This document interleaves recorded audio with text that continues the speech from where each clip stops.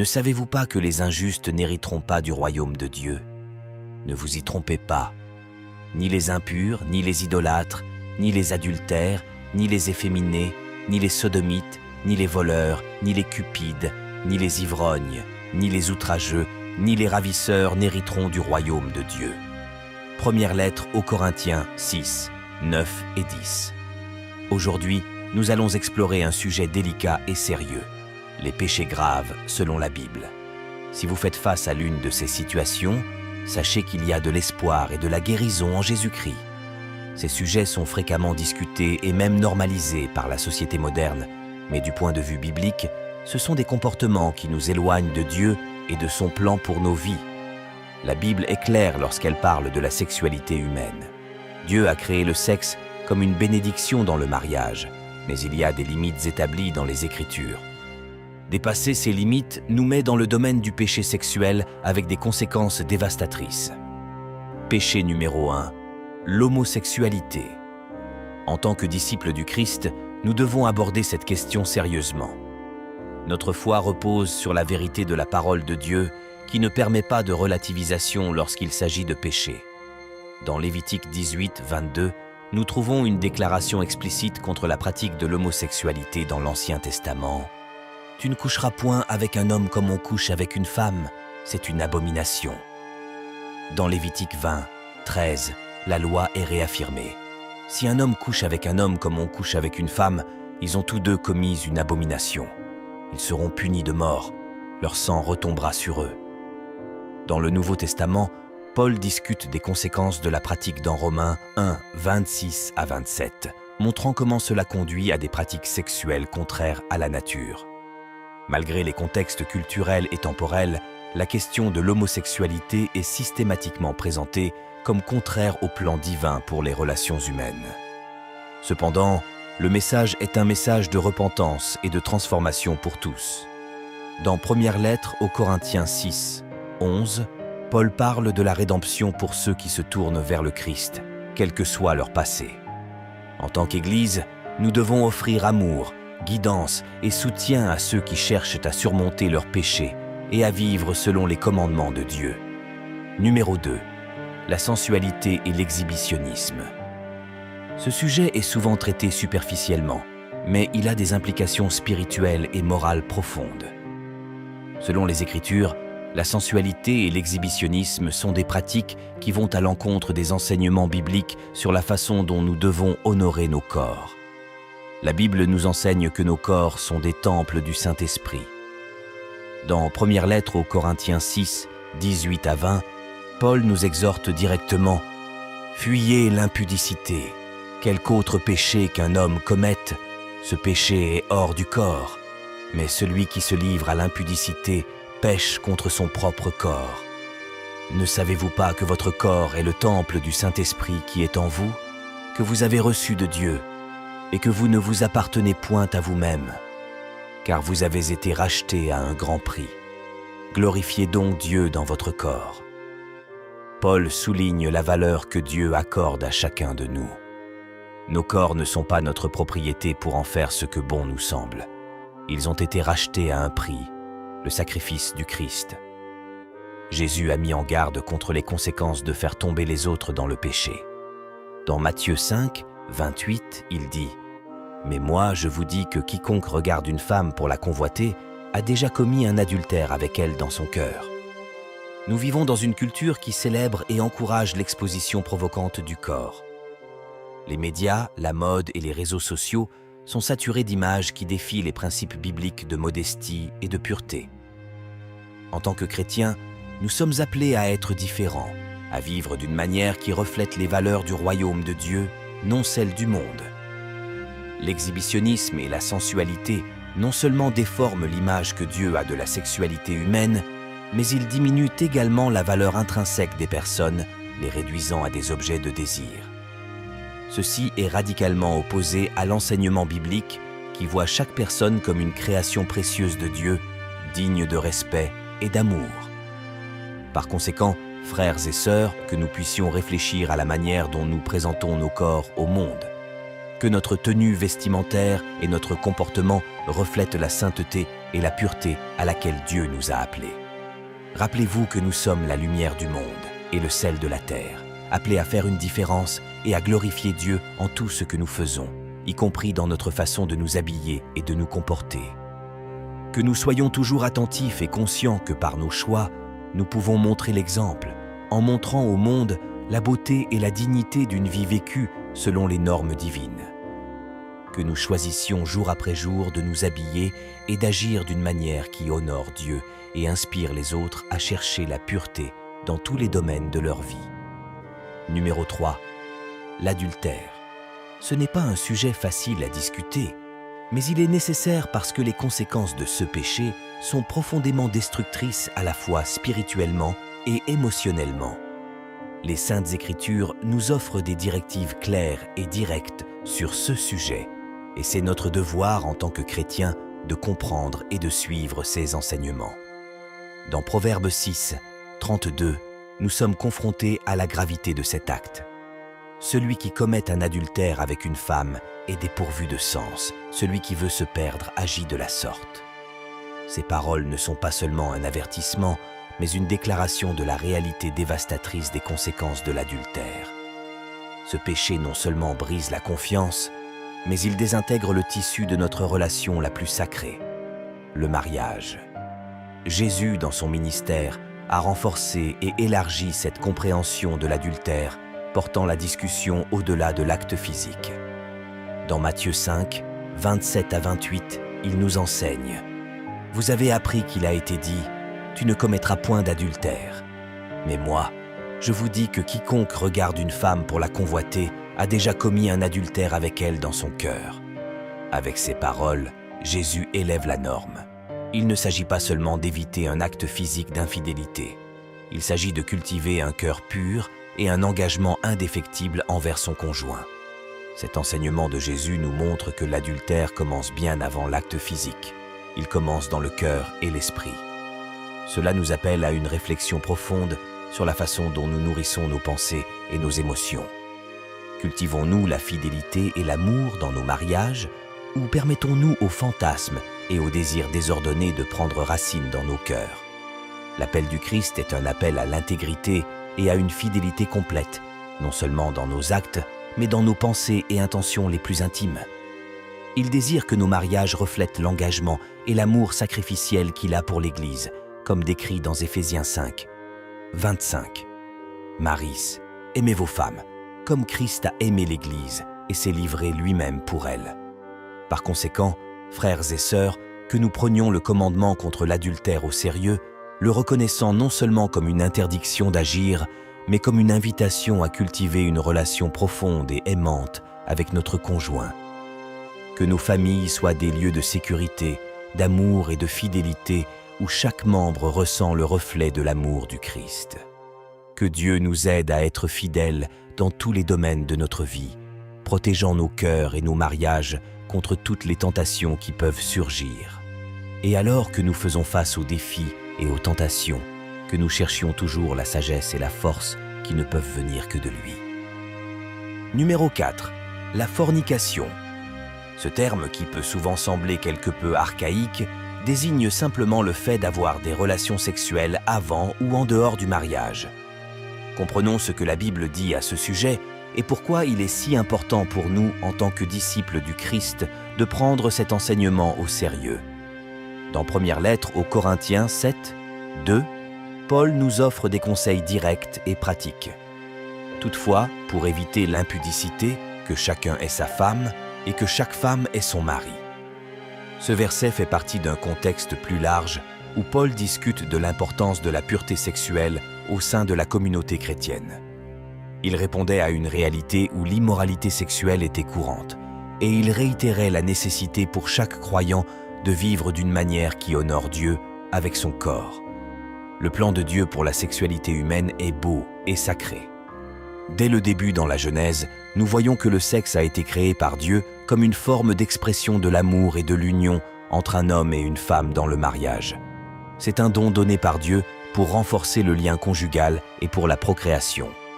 Cependant, lorsque le sexe est pratiqué en dehors de ses limites sacrées, il cesse d'être une bénédiction et devient un moyen de déshonorer le plan divin et le corps lui-même, qui est le temple du Saint-Esprit. Dans Hébreux 13, 4, nous sommes rappelés que le mariage soit honoré de tous et le lit conjugal exempt de souillure, car Dieu jugera les impudiques et les adultères. C'est un avertissement clair que Dieu prend la pureté sexuelle très au sérieux et attend de ses disciples qu'ils fassent de même. La fornication, donc, n'est pas seulement un acte physique, mais un péché contre Dieu lui-même, qui a créé la sexualité pour être vécue d'une manière sainte et pure. Nous vivons à une époque où la tentation sexuelle est plus accessible que jamais, que ce soit par les médias, Internet ou les interactions sociales sans retenue. Le défi de maintenir la pureté sexuelle est grand. Cependant, en tant que chrétiens, nous sommes appelés à être lumière au milieu des ténèbres. Cela signifie choisir un chemin différent qui honore Dieu et respecte son plan pour nos vies. Pour ceux qui luttent contre ce péché, je veux vous rappeler qu'il y a de l'espoir et de la rédemption disponible en Jésus-Christ. La grâce de Dieu est suffisante pour couvrir tous les péchés, y compris la fornication. Par une repentance sincère et la quête de la sainteté, nous pouvons restaurer notre relation avec Dieu et vivre une vie vraiment bénie. Numéro 5. La masturbation. C'est un sujet qui génère beaucoup de doutes et de débats, mais nous devons regarder les Écritures pour trouver des directives et comprendre comment Dieu désire que nous vivions dans la pureté et la sainteté, y compris en ce qui concerne notre sexualité. Dans première lettre aux Thessaloniciens 4, 3 et 4, l'apôtre Paul nous donne des instructions claires. Ce que Dieu veut, c'est votre sanctification. C'est que vous vous absteniez de l'impudicité. C'est que chacun de vous sache posséder son corps dans la sainteté et l'honnêteté. Bien que la masturbation ne soit pas spécifiquement mentionnée, le principe de contrôler le corps d'une manière sanctifiée et honorable est extrêmement pertinent pour ce débat.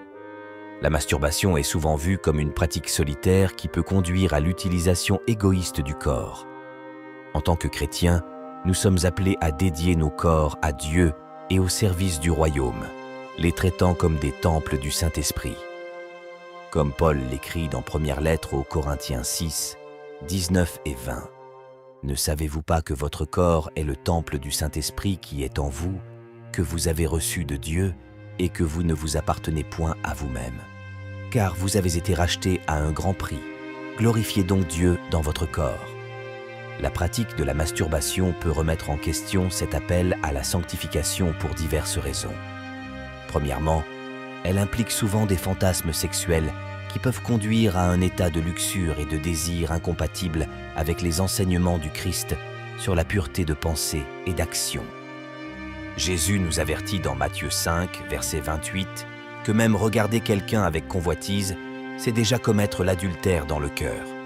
De plus, la masturbation peut créer un cycle de dépendance qui isole l'individu, concentrant ses énergies et ses désirs sur la satisfaction personnelle plutôt que de favoriser des relations saines et sanctifiées avec Dieu et les autres. Cela peut être particulièrement problématique lorsque cela empêche la formation de relations maritales que Dieu a prévues pour être des sources d'amour, de soutien mutuel et de croissance spirituelle. Il est cependant important de se rappeler que notre Dieu est un Dieu de grâce et de miséricorde. Si quelqu'un lutte avec ce péché ou tout autre péché, la grâce de Dieu est disponible pour apporter le pardon et la guérison. Jean nous rappelle dans première épître de Jean 1, verset 9, que si nous confessons nos péchés, il est fidèle et juste pour nous pardonner nos péchés et nous purifier de toute iniquité. Par conséquent, frères et sœurs, cherchons à vivre de manière à glorifier Dieu avec nos corps, en gardant nos pensées et nos actions pures comme l'instruisent les Saintes Écritures. Que nous affrontions ces défis non pas avec jugement ou honte, mais avec un cœur tourné vers la guérison, l'amour et la rédemption que l'on ne peut trouver qu'en Christ Jésus.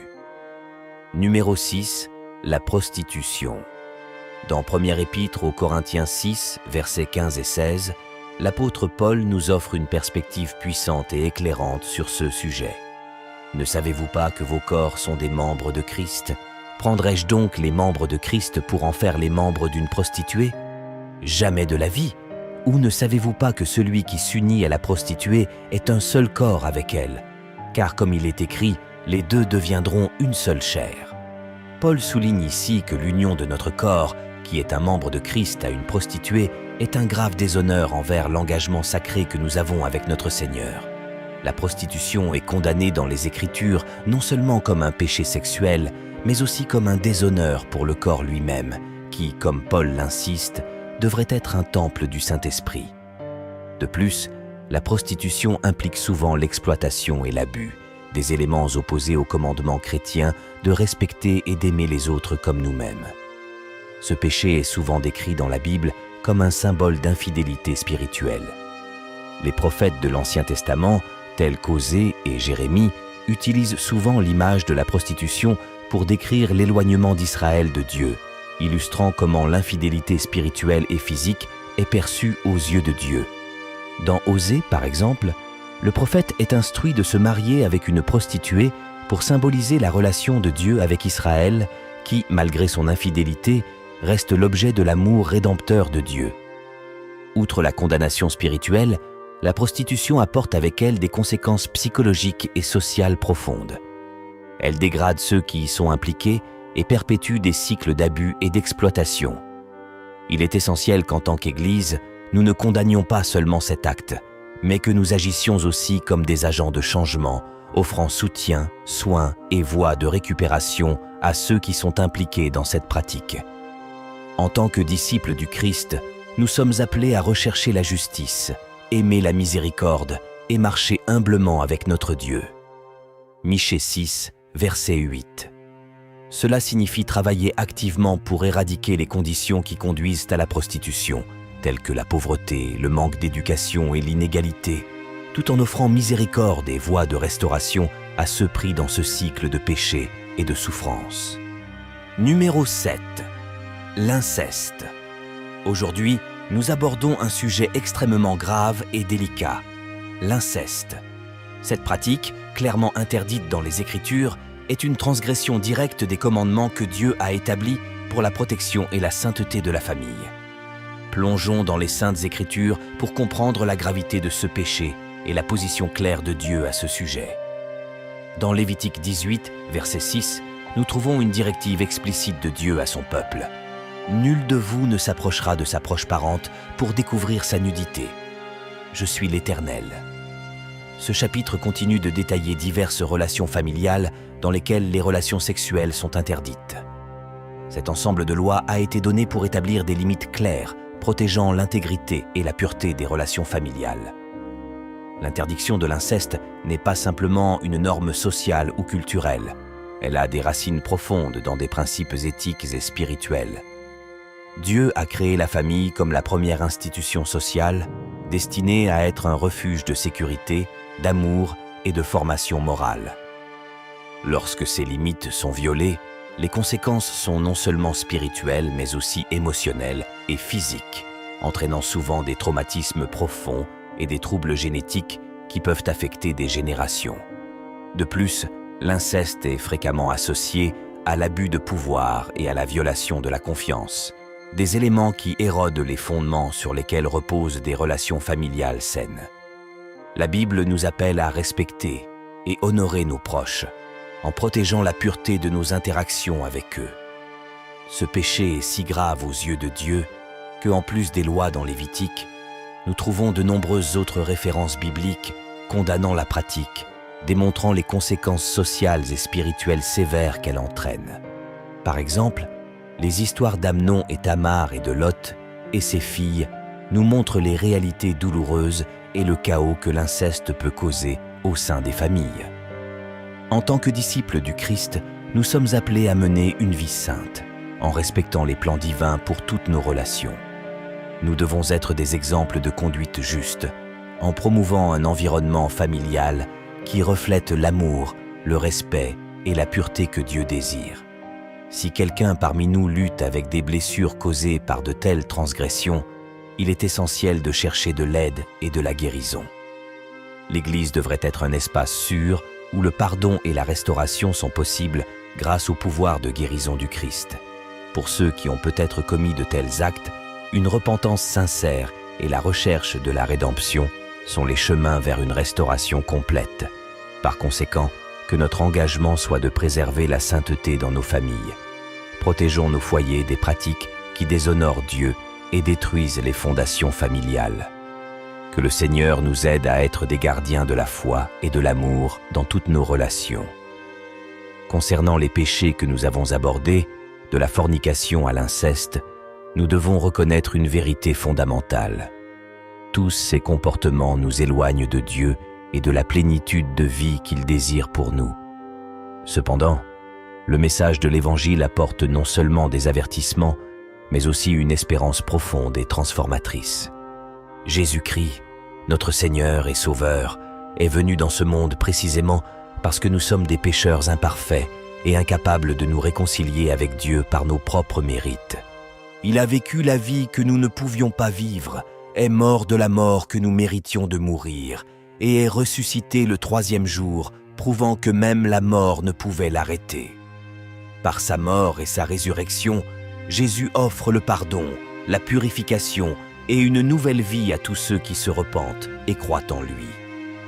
Cet appel à la repentance est une invitation à abandonner les chemins qui nous éloignent de Dieu et à embrasser une vie de sainteté. Dans première épître de Jean 1, verset 9, nous sommes rappelés que si nous confessons nos péchés, il est fidèle et juste pour nous pardonner nos péchés et nous purifier de toute iniquité. C'est une promesse puissante qui nous assure que peu importe la gravité du péché, le pardon est disponible par le Christ. Vivre une vie en Christ ne signifie pas simplement éviter le péché, mais chercher activement une vie qui reflète son amour, sa grâce et sa vérité. Dans Romains 12, versets 1 et 2, Paul nous exhorte. « Je vous exhorte donc, frères, par les compassions de Dieu, à offrir vos corps comme un sacrifice vivant, saint et agréable à Dieu, ce qui sera de votre part un culte raisonnable. Ne vous conformez pas au siècle présent, mais soyez transformés par le renouvellement de l'intelligence, afin que vous discerniez quelle est la volonté de Dieu, ce qui est bon, agréable et parfait. » C'est le cœur de notre foi. Nous ne sommes pas appelés à nous conformer aux normes de ce monde, mais à être transformés par le renouvellement de notre esprit. Cela signifie apprendre à penser, agir et vivre de manière à glorifier Dieu et à refléter le caractère du Christ. Avec l'aide du Saint-Esprit, le soutien de notre communauté de foi et un engagement envers la parole de Dieu, nous pouvons grandir en sainteté et témoigner du pouvoir transformateur de l'Évangile dans nos vies. Par conséquent, j'encourage chacun d'entre vous à rechercher cette transformation. Mettez de côté les anciennes pratiques qui déshonorent Dieu et embrassez la nouvelle vie qu'il offre. Ensemble, en tant que corps du Christ, nous pouvons nous soutenir mutuellement dans ce voyage, célébrant chaque étape de la victoire sur le péché et chaque moment de croissance dans la grâce. Cette approche du péché et de la rédemption est au cœur du message chrétien et imprègne les diverses façons dont nous sommes appelés à vivre selon les normes divines. En tant que communauté de foi, nous devons toujours être prêts à soutenir ceux qui cherchent le chemin de retour vers Dieu, en offrant un environnement accueillant et des ressources pour la croissance spirituelle. Cependant, il est important de se rappeler que le voyage spirituel est personnel et unique à chaque individu. Nous encourageons chaque personne à rechercher des relations authentiques avec d'autres croyants, à participer à des études bibliques et à s'engager dans des pratiques spirituelles qui renforcent leur foi et leur compréhension des Écritures. L'Église devrait être un phare d'espoir et de lumière, non seulement en parole mais en action. Nous devons être actifs dans notre communauté, démontrant l'amour et la compassion et tendant la main à ceux qui sont dans le besoin. Notre foi doit être visible à travers nos actes de bonté et notre engagement envers la justice sociale. Dans Matthieu 25, versets 34 à 40, Jésus nous appelle à le voir dans les plus vulnérables parmi nous. Alors le roi dira à ceux qui seront à sa droite, « Venez, vous qui êtes bénis de mon Père, prenez possession du royaume qui vous a été préparé dès la fondation du monde. Car j'ai eu faim, et vous m'avez donné à manger. J'ai eu soif, et vous m'avez donné à boire. J'étais étranger, et vous m'avez recueilli. J'étais nu, et vous m'avez vêtu. J'étais malade, et vous m'avez visité. J'étais en prison, et vous êtes venus vers moi. » Les justes lui répondront, « Seigneur, quand avons-nous vu avoir faim, et t'avons-nous donné à manger, ou avoir soif, Et t'avons-nous donné à boire? Quand t'avons-nous vu étranger? Et t'avons-nous recueilli? Ou nu? Et t'avons-nous vêtu? Quand t'avons-nous vu malade ou en prison? Et sommes-nous allés vers toi?